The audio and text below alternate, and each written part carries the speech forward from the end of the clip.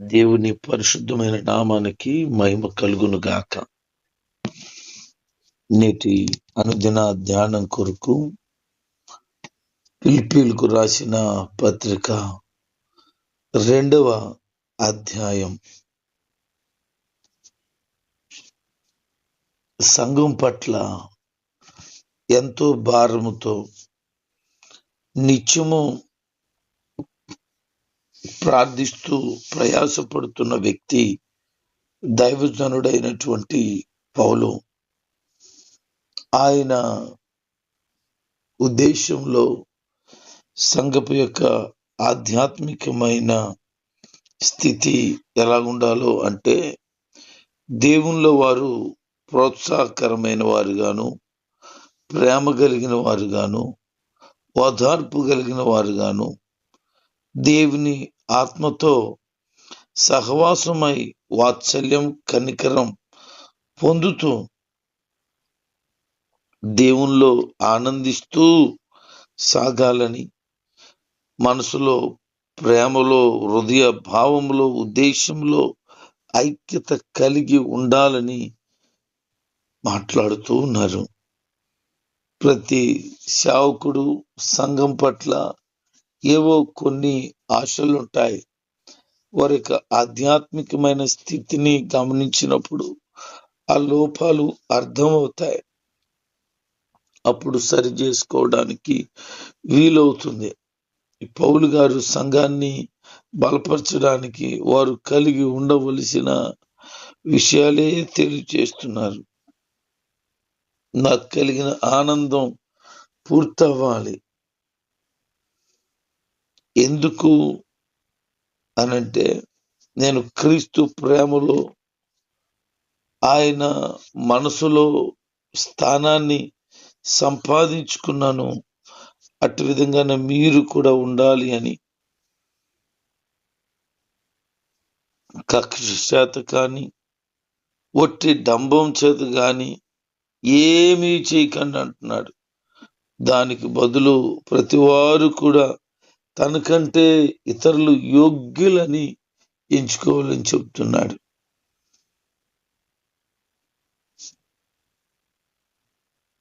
చాలా మంది డంబపు కబుర్లు, బడాయిలు మాట్లాడుతారు. ఎదటోళ్ళని రెచ్చగొట్టాలని మరీ రెచ్చిపోయి మాట్లాడుతూ ఉంటారు. అలాంటి పని క్రైస్తవులకు అనగా పరిశుద్ధులకు తగదు. అందుకనే ఇతరులను మీకంటే ఎక్కువగా చూడాలని చెప్తూ ఉన్నాడు. ఇతరులను ఎప్పుడైతే గొప్పగా చూస్తామో మన యొక్క స్థితి సమాధానకరంగా ఉంటుంది. గలిబిలి కానీ ఏ రకమైన ఒత్తిడి కానీ ఉండదు. అందుకే క్రీస్తుకు కలిగిన మనసును మీరు కలిగి ఉండండి. యేసుక్రీస్తు వారు ఏ మనసు కలిగి ఉన్నారు?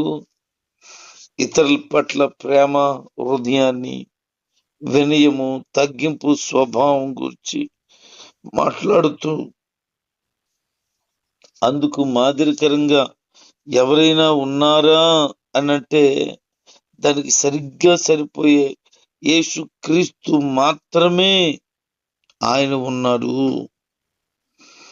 ఆయన ఆలోచించినట్లుగానే వారు ఆలోచించగలగడం సాధ్యమేనా? సాధ్యమే. కాకపోతే పౌలు గారి మాటలు చెప్పినవి కొంచెం అర్థం చేసుకోవటానికై ప్రయత్నం చేయాలి. ఆత్మ సంబంధంగా క్రీస్తుని పోలి నడుచుకోవాలంటూ ఆయన స్వరూప్యము కలిగి ఆయన మనసు ఎరిగి అటు విధంగా మన జీవితాలు ప్రభువులు కట్టబడాలని, స్థిరపరచబడాలని దైవజనుడు కోరుకుంటూ ఉన్నాడు.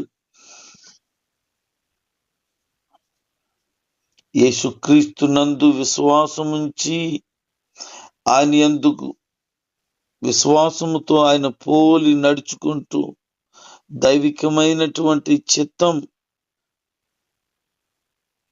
దైవ చిత్తం జరుగునట్లుగా యేసుక్రీస్తు ప్రభువారు తనకు తాను తగ్గించుకుని రిక్తునిగా మార్చబడ్డాడు. అట్టి విధంగానే ప్రతి ఒక్కరు కూడా దైవికమైనటువంటి భయము భక్తి కలిగి వినయముతో తగ్గింపు స్వభావంతో ఇతరులు నాకంటే గొప్పవాళ్ళు అనే భావముతో ఆయన పని మనం చేయగలిగిన వారముగా ఉన్నాం. పరలోకంలో గాని భూలోకంలో గాని భూమి కింద ఉన్నవారి యొక్క విషయాలలో గాని ప్రతి నాలుక తండ్రి అయిన దేవునికి మహిమార్థంగా అందరూ కూడా ఆయన ఒప్పుకుంటారని దేవుడు తగిన సమయంలో అందరికీ కూడా హెచ్చింపును అనుగ్రహిస్తాడని తెలియచేస్తున్నాడు. ఎవరైతే క్రీస్తునందు ఉండి వినయంతో సాగుతారో వారు కలిగిన స్థితిని ప్రభువే సమాధానకరంగా మార్చాలి. ఆయన లేఖనాల ద్వారా మాట్లాడుతూ బలపరుస్తూ ఉంటాడు. ఆయన ఎప్పుడు మీరు అవిధేయత కలిగిన హృదయంతో ఉంటున్నారు, నా ఎదుట ఉన్నప్పుడు మాత్రమే గాక మరి ఎక్కువగా నేను లేని సమయాలలో కూడా భయభక్తులు కలిగి ఉండాలి అని చెప్తున్నాడు. సేవకుడు ఒకరు ఉంటే ఒకలాగా లేకపోతే మరొకలాగా, దైవ సేవకురాలు ఉంటే ఒకలాగా లేకపోతే మరొకలాగా ప్రవర్తించే వాళ్ళు ఉన్నారు. అట్టి స్వభావంతో జీవిస్తున్న వారు ఉన్నారు. వారిలో ఉన్న స్వభావం తీసివేయబడి దైవత్వపు క్రీస్తు కలిగిన మనసు కలిగి ఉండవలసిన వారిగా ఉన్నారు. ఆయన కలిగినటువంటి దైవత్వం అందరూ కూడా సొంతం చేసుకోవాలనేది ఆయన ఉద్దేశం. అందుకనే ఆయన అంటాడు, ఎవరైతే మీరు ప్రభువులో ఉన్నారో వారు జీవవాక్యమును పట్టుకొని లోకమందు ఒక జ్యోతిలాగా కనబడుతున్నారు. అందుకే నేడు నీ స్థితి ఎలాగుందంటే ఆకాశంలో వెలుగుతున్న ఒక జ్యోతి వలె ఉన్నది. క్రీస్తు కలిగిన దైవత్వపు మనసు ఇతరులకు ప్రేమ చూపించడంలో వారు ప్రభువులో వారి జీవితాలను కట్టుకోగలిగారు. దైవజనుడు ప్రభు మాటలు ప్రకటిస్తూ ఉన్నప్పుడు ఎంతెంతో ప్రయాస పడినప్పుడు నా కష్టం వృధా అయిపోయిందేమో అని అనుకుంటాడు. ఎందుకంటే ఎంతో సువార్తలు చేసి ఆర్థిక ఇబ్బందులు అనుభవిస్తూ చాలా మీటింగ్స్ కార్యక్రమాలు ఏర్పాటు చేస్తూ దేవుని ప్రజలను దేవుని వైపు త్రిప్పి బలపరచాలి అనే ఉద్దేశం చేత సాగుతూ ఉన్నప్పుడు తన జీవితంలో ఇలాగ నిరాశ నిస్పృహలు కలిగిన పరిస్థితులు ఎన్నో తారసపడ్డాయి. నేను ఎందుకు ఈ పని చేస్తున్నాను, దీనివల్ల నాకు ఏమి ప్రయోజనము, దీనివల్ల నాకు కలిసి వచ్చింది ఏమీ లేదు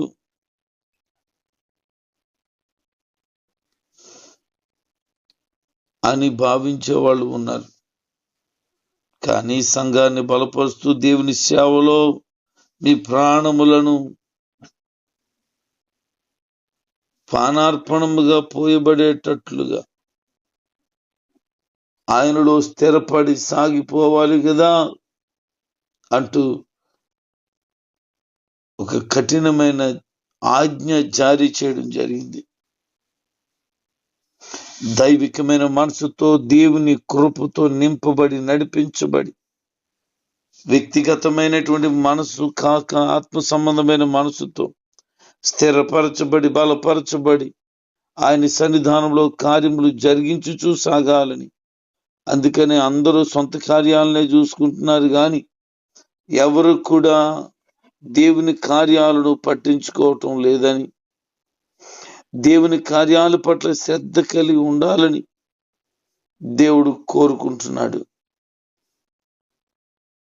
ఆయన మన అవసరతలన్నిటినీ భరించి మనకున్న ప్రతి లోటును తీర్చే గొప్ప దేవుడు.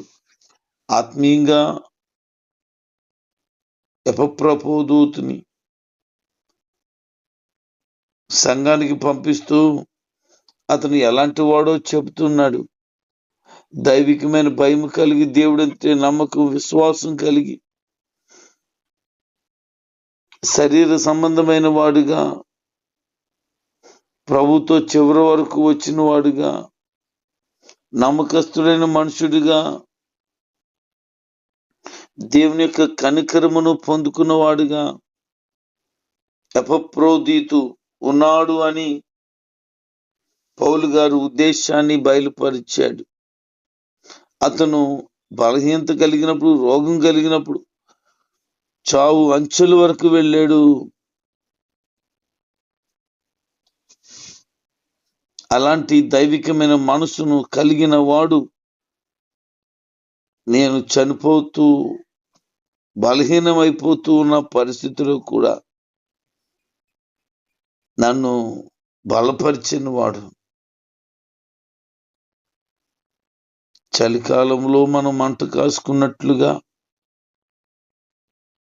ఆ చలి ఆత్మ సంబంధమైనటువంటి అవసరము తీర్చలేదు, కేవలం శరీర సంబంధమైన అవసరం మాత్రమే తీరుస్తుంది.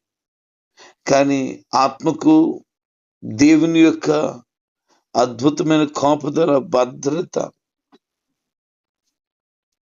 ఆత్మ సంబంధమైన వెచ్చదనం అవసరమై ఉంది. అలాంటి వారు దేవుని కొరకు రోషంగా బ్రతకగలుగుతారు. దేవుని సన్నిధిలో వారి బ్రతుకులు స్థిరపరచు కొనగలుగుతారు. అలాంటి వారిలో ఎపప్రోదీతు ఒకడు.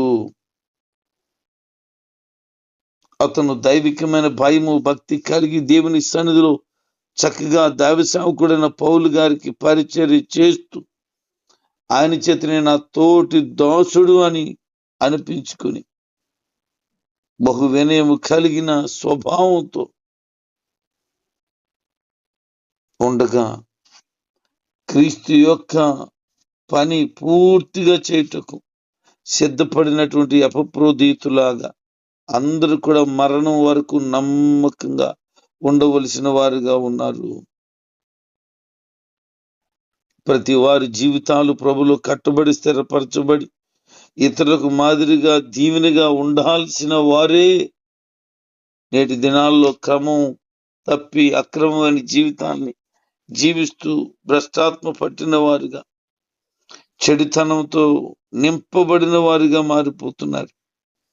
అట్టి వారిగా ఉండక దైవికమైన భయము, దైవికమైన భక్తి కలిగి వాక్యానుసారంగా జీవితాలు కట్టుకొని ప్రభులాగా ఒక స్థిరమైన మనసు కలిగి అట్టి మాదిరికరమైన స్థితిని అనుభవిస్తూ ప్రభు కృపలో సాగిపోగలిగినట్లుగా ప్రభు అందరికీ నిండైన సహవాసం, నిండైన సన్నిహితమైన మనసు అనుగ్రహించునుగాక. ఆమేన్.